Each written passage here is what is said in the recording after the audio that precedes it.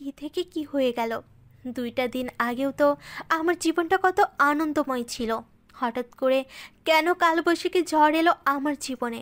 জীবনটা একদম তছনছ করে দিয়ে গেল। সেদিন কেন যে ড্রিঙ্ক করতে গেলাম, নিজের ওপর প্রচণ্ড রাগ হচ্ছে। কফিটার তো ঠান্ডা হয়ে গেল। নীলা যখন আপন মনে ভাবনার জগতে ঘুরে বেড়াচ্ছিল, তখন কারো কথা শুনে হকচকিয়ে গেল। নীলা তাকিয়ে দেখে রোকেয়া বেগম দাঁড়িয়ে আছে। রোকেয়া বেগম নীলার পাশে বসতে বসতে বলল, তোর কি হয়েছে বলতো? নীলা এমন প্রশ্ন শুনে কি জবাব দিবে কিছুই বুঝতে পারল না।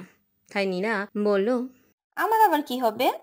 রোকেয়া বেগম নীলার চোখের দিকে তাকিয়ে বলল, আমি তোর চোখে দেখেই বুঝতে পারছি কিছু একটা হয়েছে, কিন্তু সেটা কি? কক্সবাজার থেকে এসেই কোনো কথা বলিস না, কেমন জানি চুপচাপ করে আছিস।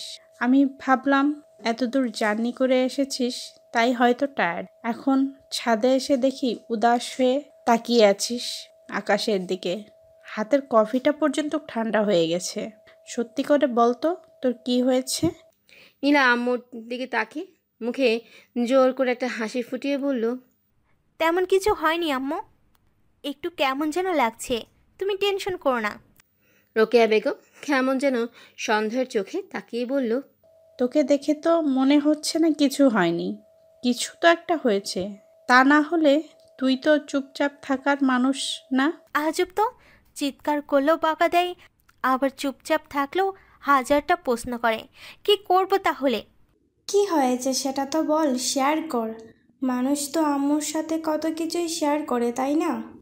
আম্মু আমাকে ফেসবুকে একটা হ্যান্ডসাম ছেলে ফ্রেন্ড রিকোয়েস্ট পাঠিয়েছিল। সেই রিকোয়েস্টটা অ্যাকসেপ্ট করতে যেয়ে ডিলিট হয়ে গেছে, তাই মন খারাপ। তুই কি ফাজলামো করছিস আমার সাথে? আমাদের কি ফাজলামোর সম্পর্ক? রোকেয়া বেগম কিছু একটা বলতে যাচ্ছিল, ঠিক তখনই নিচে গাড়ির হর্ন কানে এলো। রোকেয়া বেগম বলল, তোর আব্বু এসেছে বোধহয়, আমি যাই। কফির মগটা নিয়ে যাও। রোকেয়া বেগম কফির মগ নিয়ে চলে গেল। নীলা তাকিয়ে রইল রাতের শহরের দিকে। রাতের খাবারের পর আর নিজের রুমের বারান্দায় যেয়ে বসলো। কক্সবাজার থেকে আসার পর থেকেই অহনা আহমেদ খেয়াল করছেন অয়ন কেমন যেন উদাসীন হয়ে আছে। ঠিক মতো কথাও বলছে না, হাঁটছে না, হাসছে না, সবসময় মুখটা গম্ভীর করে রেখেছে। অহনা আহমেদ প্রথমে ভেবেছিল কক্সবাজারের প্রজেক্টের কাজ হয়তো ঠিকঠাকভাবে হচ্ছে না, তাই অয়নের মন খারাপ। কিন্তু একটু আগে অহনা আহমেদ ম্যানেজার জহির সাহেবকে ফোন করে জানতে পেরেছে সেখানে সব কিছু ঠিকঠাক আছে, কোনো সমস্যা হয়নি। জহির সাহেবের সাথে কথা বলে অহনা আহমেদের চিন্তা আরও বেড়ে গেল। তাহলে কি হয়েছে অয়নের?